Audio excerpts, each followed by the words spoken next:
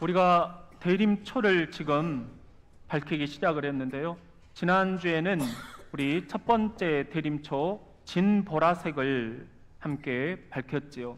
우리 진보라색의 의미가 있다라고 말씀을 드렸는데 뭐였죠? 희망. 네, 우리 다시 한번 희망의 초를 밝혀봅시다. 따라합시다. 희망의 주님 어서 오시옵소서.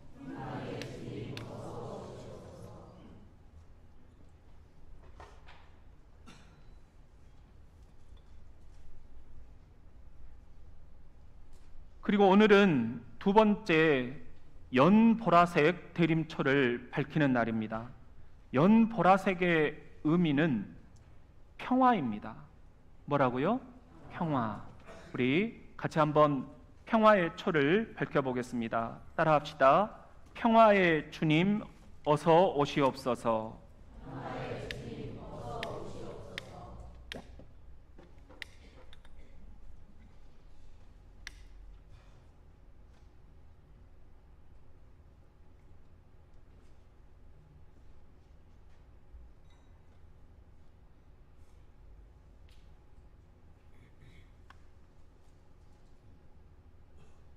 이 두 번째 대림초, 평화의 초는 구약 성경의 선지자들, 특별히 이사야의 기다림과 연결이 되어 있습니다. 그렇다면 두 번째 대림초, 거기에는 어떤 평화가 담겨 있을까요? 하나님과 우리 사이의 평화입니다.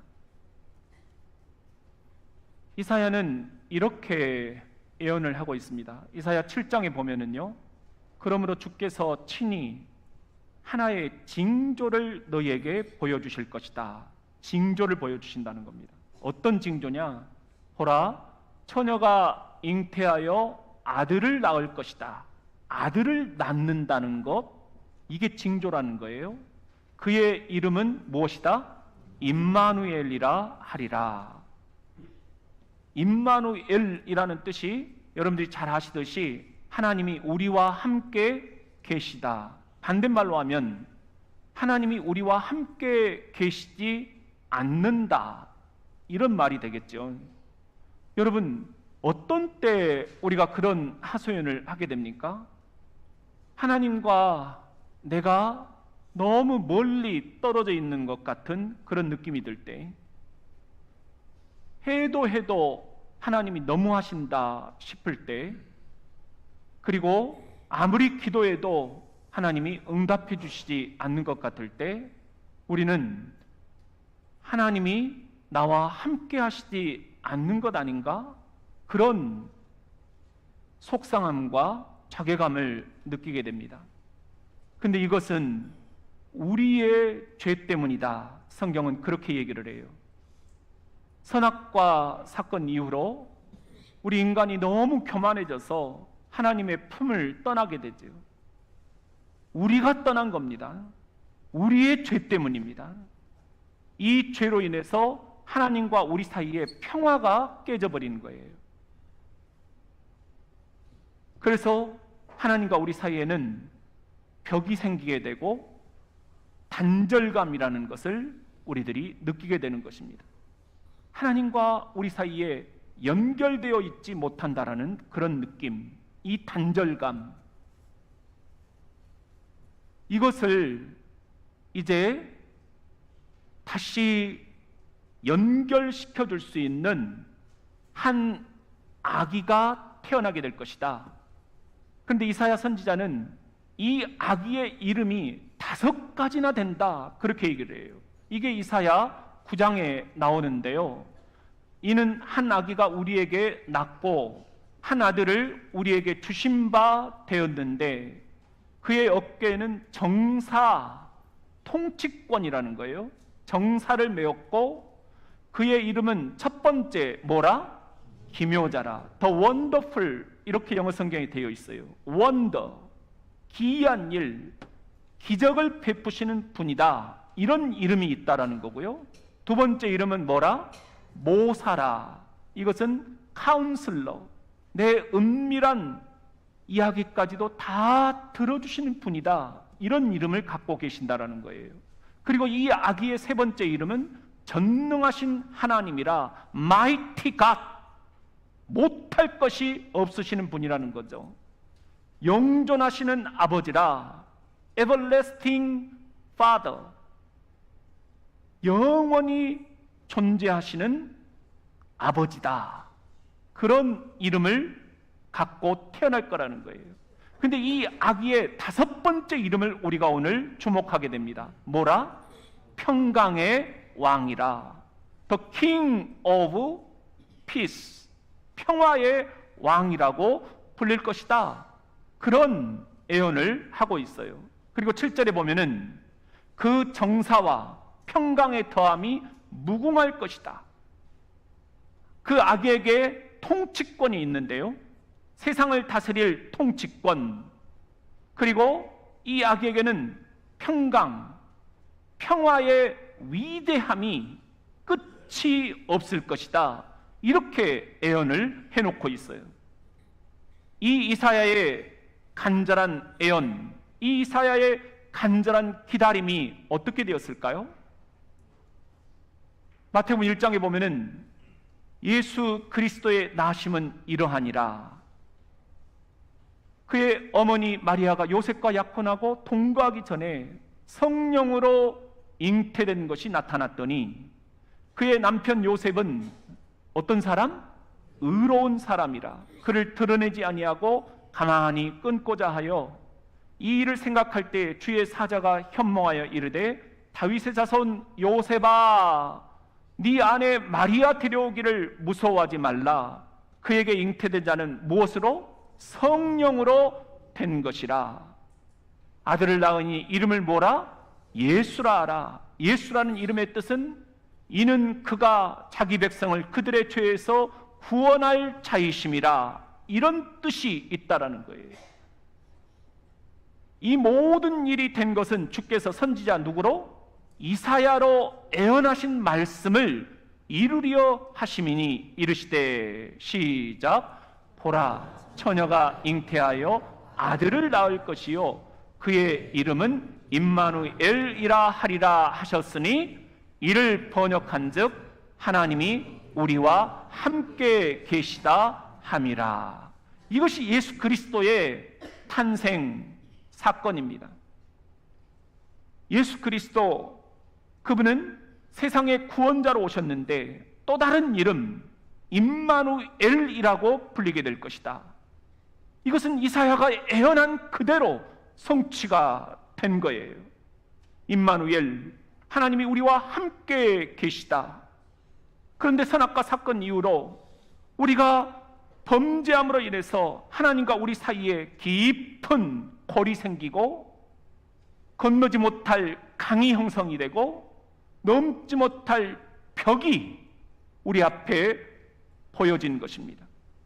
그로 인해서 단절감이 형성되었는데, 그래서 우리가 이렇게 영적으로 외롭게 되었는데, 예수 그리스도가 이 땅에 태어나신 2024년 전 크리스마스 사건, 이 단절감을 우리들이 이제 치유하게 되었다. 하나님과 우리 사이에 이 불화가 다시금 평화로운 상태로 회복되었다. 이게 이 대림절 두 번째 이 연보라색 초에 깃들어 있는 의미입니다. 우리 그런 의미에서 이렇게 한번 외쳐봅시다. 평화의 주님 어서 오시옵소서. 그렇지만 여러분 잘 아시듯이 하나님과 우리 사이에 평화가 지금 있습니까? 여전히 우리는 하나님의 곁을 자꾸만 떠나려 하는 그러한 마음들이 있지는 않습니까? 그래서 우리 사이가 하나님과 여전히 단절감이 있지는 않습니까? 그래서 우리는 기다리고 있습니다. 2024년 전 이 땅에 오셨던 예수 그리스도께서 다시 한번 이 땅에 내려오시기를, 그래서 하나님과 우리 사이에 이 단절감을 치유하시고 우리를 불화로부터 평화로 다시금 회복시켜 주시기를 간절히 기다리고 있는 것입니다. 그렇다면 대림절 이 두 번째 연보라색 초에는 또 어떤 평화가 담겨 있을까요? 내 몸의 평화입니다. 이사야의 예언은 이렇게 이어집니다. 이사야 53장 5절에 보면은요, 그가 찔림은 우리의 허물 때문이요. 벌써 이 문장에 여러분들 딱 직감적으로 옳은 게 있죠. 여기서 그는 예수 그리스도를 예표하는 단어입니다. 예수가 찔리는 것은 우리의 허물 때문이다. 예수가 상한 것은 우리의 죄악 때문이다. 그가 징계를 받음으로, 예수가 징계를 받음으로 우리가 뭘 누리게 된다? 평화를 누리게 된다. 예수가 채찍에 맞음으로 우리가 무엇을 받게 된다? 나음을 받게 된다. 여기 예수 그리스도의 고난이 이미 예언이 되어 있어요. 이사야 선지자를 통해서 예수 그리스도의 십자가 고난을 통해서 우리가 평화를 누리게 될 것이다. 이때 평화가 샬롬입니다. 근데 샬롬은 평화라는 뜻 한 단계 더 나아가면 우리의 건강, 우리의 나음을 의미하고 있습니다. 우리가 예수 그리스도의 십자가 고난 때문에 우리 몸에 평화를 다시 되찾게 될 것이다. 그 평화는 우리를 모든 질병으로부터 낫게 해주시는 역사가 있게 될 것이다. 이사야의 예언은 그렇게 진행이 됩니다. 여러분, 이 이사야의 예언이 어떻게 되었을까요? 베드로전서 2장 24절에 보면은 친히 나무에 달려 예수가 그 몸으로 우리 죄를 담당하셨다. 이에 우리로 죄에 대하여는 죽고 의에 대하여는 살게 하려 하심이라. 시작. 그가 채찍에 맞음으로 너희는 나음을 얻었나니. 여기 그가라는 것은 예수 그리스도이십니다.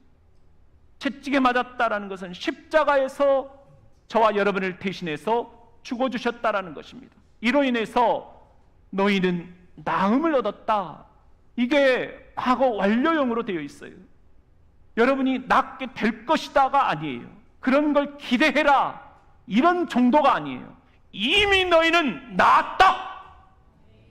어떻게 했어요? 2024년 전 아기 예수 그리스도가 이 땅에 오셔서 저와 여러분을 대신해서 십자가에 돌아가시고 채찍에 맞으셨을 때 너희는 이미 나음을 얻었다. 선포입니다. 강력한 선포입니다. 이걸 믿어야 된다는 것입니다. 이 믿음이 있는 사람, 이런 사람들이 진정 믿음의 영웅들이 될 수 있다는 것입니다. 대림절 두 번째 이 연보라색 초에는 바로 그런 소망이 깃들어 있어요. 그런 기다림이 불타고 있는 거예요.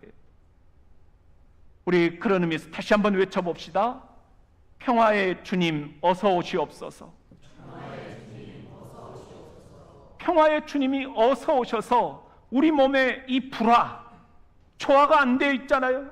각가지 찢어지고 상처 있고 아프고 고통스럽고, 이걸 다시 한번 평화로운 몸으로 바꿔주시기를 기다린다. 그런데 어떻습니까? 여전히 우리의 몸은 지금 상처투성이들입니다. 고통스럽습니다. 너무 아픕니다. 낫기를 기다리고 있습니다. 이 대림절 두 번째 초를 켜면서 우리는 그래서 이사야처럼 간절한 마음으로 기다리는 것입니다. 2024년 전 이 땅에 오셔서 우리를 대신해서 십자가의 죽으심으로 우리가 이미 질병으로부터 나음을 얻었다 선포하신 주님께서 다시 한번 재림하셔서 몸이 아파 고통스러워하는 저와 여러분들을 위해 다시 한번 우리의 몸을 평화로운 상태로, 우리의 몸을 샬롬 상태로 회복시켜 주시기를 간절히 기다리고 있는 것입니다. 그렇다면 대림절 두 번째 초에는 또 어떤 평화가 담겨 있을까요? 이 세상의 평화입니다. 선지자 이사야의 예언은 이렇게 이어집니다. 이사야 11장 1절에 보면은 이 새의 줄기에서 한 싹이 날 것이다, 이렇게 예언을 하고 있는데요, 여기서 이 새는 다윗의 아버지를 이야기하죠. 다윗의 가문에서 한 싹이 날 것이다, 메시아가 날 것이다, 인류의 구원자가 날 것이다, 바로 예수 그리스도를 예표하는 예언입니다.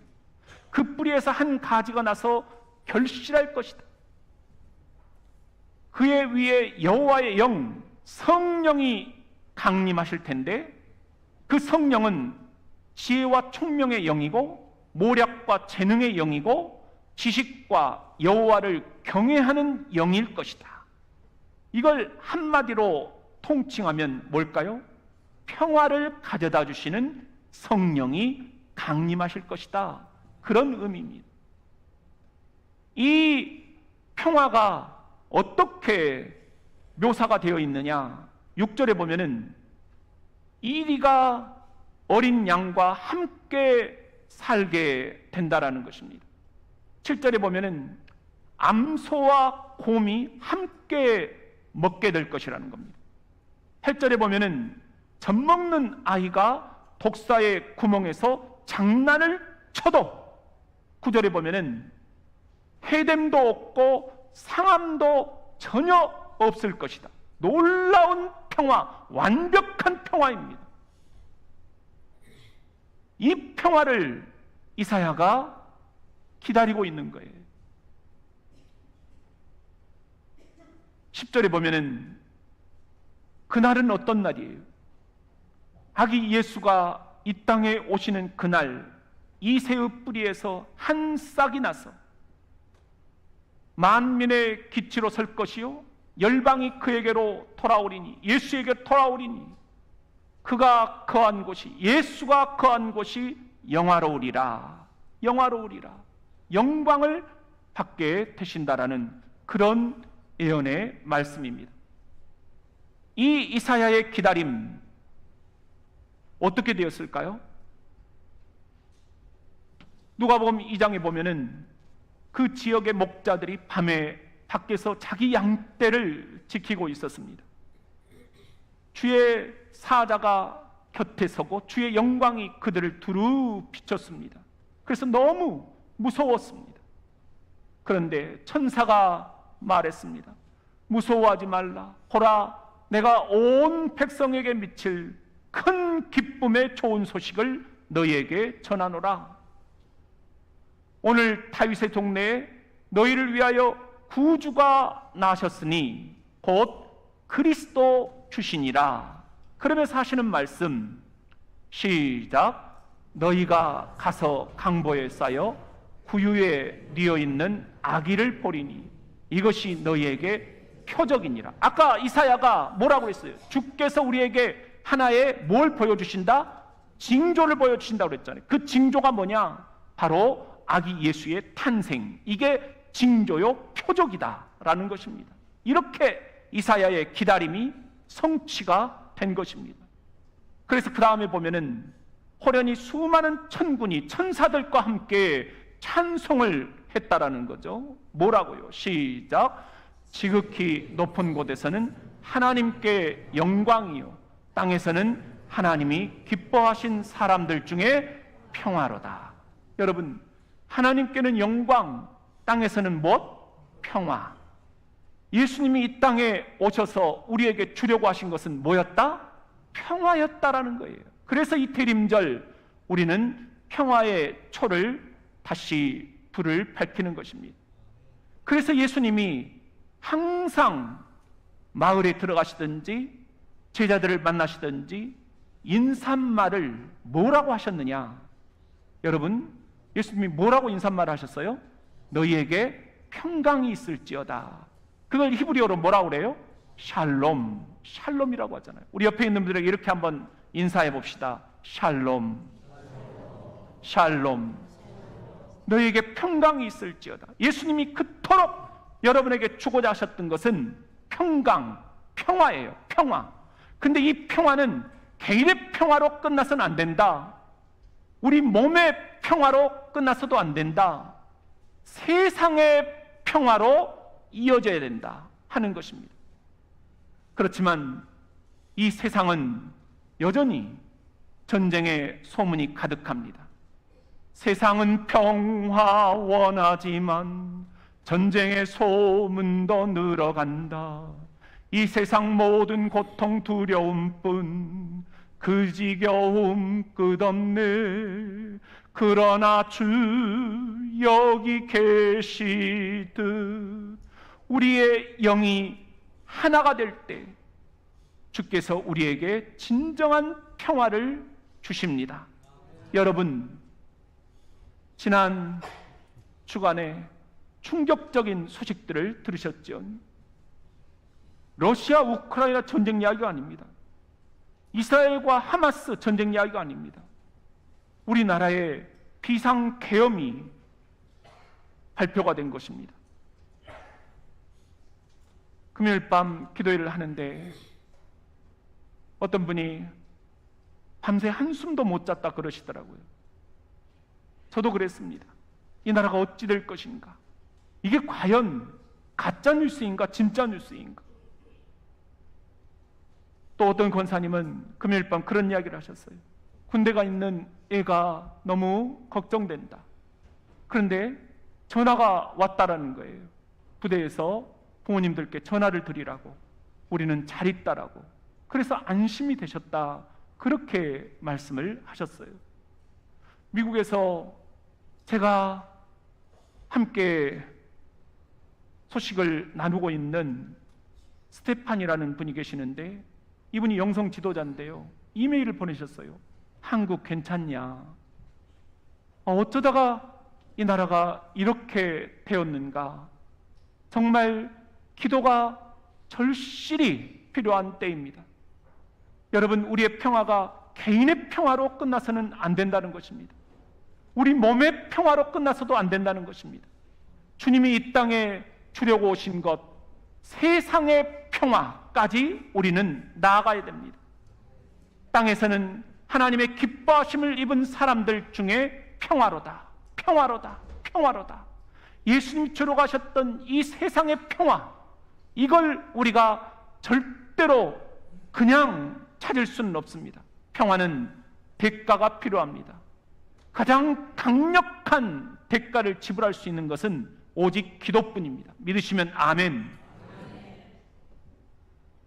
한 사람의 기도가 기도하지 않는 한 민족보다 더 강하다. 교회 역사의 유명한 명언입니다. 한번 따라해 볼까요? 한 사람의 기도가 기도하지 않는 한 민족보다 더 강하다. 총회장님이 이번 주일에는 모든 교회가 나라의 평화를 위해서 기도해 주십시오. 그렇게 문자를 보내오셨어요. 꼭 우리 총회장님 문자 때문은 아니지 않습니까? 여러분, 그 어느 때보다도 나라를 위해서, 이 나라의 평화를 위해서 우리가 기도해야 될 때입니다. 우리 그런 의미에서 2024년 전 이 땅에 평화를 주려고 오셨던 아기 예수, 그럼에도 여전히 세상은 전쟁의 소문이 가득하고 세상은 불화로 가득하고 직장도 그리고 교회도 우리들의 가정도 여전히 불화로 가득한 이 세상 한복판에서 우리는 다시 한번 예수께서 재림하셔서 이 땅을 어지럽히는 모든 불화의 세력들을 지옥불에 쳐넣으시고 주님께서 우리들에게 그토록 간절하게 소망하시는 평화를 회복해 주시기를 간절히 소망을 하는 것입니다. 그런 마음으로 우리 대림절 두 번째 초 다시 한번 외쳐봅시다. 평화의 주님 어서 오시옵소서. 설교 준비를 하면서 제가 아주 중요한 편지를 발견을 했어요. 이 편지인데요, 1914년, 지금부터 딱 110년 전 영국군 차터라는 소위가 고향에 계신 어머니에게 보낸 편지였어요. 근데 이 편지의 내용이 놀랍습니다. 제1차 세계대전이 발발한 딱 5개월, 12월 24일 크리스마스 이브, 어떤 일이 있었느냐? 너무 날씨가 추운데 90m 사이에 한쪽은 영국군, 한쪽은 독일군이 대치를 하고 있었습니다. 참호에서 애광탄이 터지자 양쪽에서 기관총이 다다다닥 발사가 됐습니다. 수많은 동료 전우들이 전사를 했습니다. 그런데 그 크리스마스 이브 날 정적이 흐르기 시작을 한 겁니다. 그러더니 그 정적을 뚫고 이상한 소리가 저쪽에서 들려오는 거예요. 고요한 밤, 거룩한 밤. 그리고는 이내 그 소리가 잦아들더니 또 다시 한번 고요한 밤,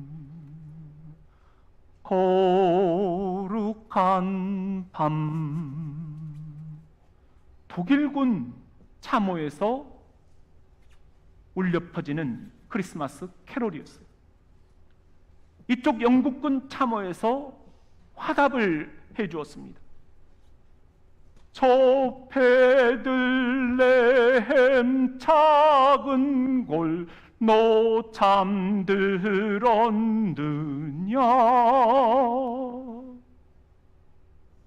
그러자 이 화답을 듣고 독일군 참호에서 2명의 병사가 튀쳐나온 거예요. 넘지 말아야 될 선을 넘어버린 거예요. 그리고는 영국군 참호 앞으로 터벅터벅 걸어가는 거예요. 사격 준비! 근데 깜짝 놀란 거예요. 독일군 손에 뭐가 없어요? 총이 없어요. 사격 중지. 그리고는 독일군 그 병사들이 다가오도록 기다렸습니다. 그들이 뭐라고 했는지 아세요? 따라합시다. 메리 크리스마스. 이 전선에 울려 퍼진 메리 크리스마스, 성탄의 인사를 독일군들이 받은 거예요. 그래서 독일군 이 병사들의 이 메리 크리스마스에 영국군도 화답을 합니다. 한번 따라합시다. 메리 크리스마스. 그리고는 양쪽 참호에서 독일군과 영국군들이 모두 튀쳐나옵니다. 그리고는 가운데에서 딱 90m 가운데에서 만납니다. 그리고는 이렇게 이야기를 합니다. 오늘 밤은 아기 예수의 탄생을 기다리는 뭐다? 크리스마스 이브잖니. 우리 오늘 밤만은 서로 뭐하지 말자? 총을 쏘지 말자. 우리도 안 쏠게. 놀라운 전선의 평화가 깃들기 시작했습니다. 이 평화는 그 다음 날까지 이어졌습니다. 1914년 12월 25일 오전 10시 양쪽 참호에서 독일군, 영국군 병사들이 가운데로 다시 모였습니다. 그리고는 캐롤을 함께 불렀습니다. 크리스마스 선물을 함께 나눴습니다. 그리고는 널브러져 있는 동료 전우들의 시체를 거두어서 함께 무덤에 묻어주었습니다. 그리고는 자두 푸딩을 가지고 서로 나누었습니다.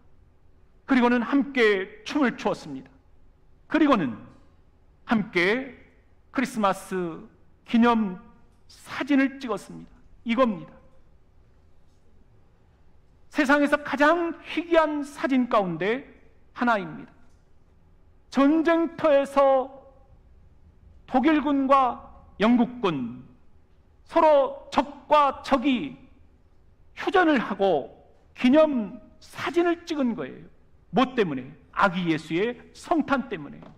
아기 예수가 가져온 이 평화가 양국군을 휴전하게 만든 거예요. 그런데 더 놀라운 사진이 있어요. 이 영국군과 독일군이 뭘 했느냐? 보세요. 축구 시합을 했어요. 친선 축구를 한 겁니다. 기록에 따르면 이때 심판을 본 사람은 저처럼 영국군 채플린 군목이었어요. 근데 군목이 축구 룰을 알면 얼마나 압니까? 옵사이드였는데 그만 골이라고 인정을 해줘 버린 거예요. 그래서 독일군이 이겼어요. 3대2로 이겼다. 이렇게 기록이 나와 있어요. 근데 누가 이기고 누가 지고 뭔 상관입니까? 이 놀라운 평화, 전쟁터에 깃든 평화, 예수 그리스도 때문에 맛보는 이 휴전, 이 평화. 문제는 이 평화가 오래가지 못했다는 것. 바로 그 다음 날부터 상급부대에서 이건 말도 안 되는 것이다, 새로운 전투부대를 투입합니다. 그리고는 이전에 있었던 그 모든 사상자보다 더 많은 사상자가 그 전투에서 생겨납니다. 세상이 주는 평화는 이렇습니다. 한계가 분명합니다. 그러나 오늘 우리에게 주님이 주시는 이 대림절의 평화, 이 평화는 일시적인 평화가 아닙니다. 영원한 평화입니다. 믿으시면 아멘.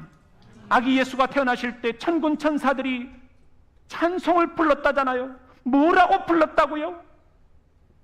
땅에서는 하나님의 기뻐하심을 입은 사람들 가운데 뭐다? 평화로다, 평화로다.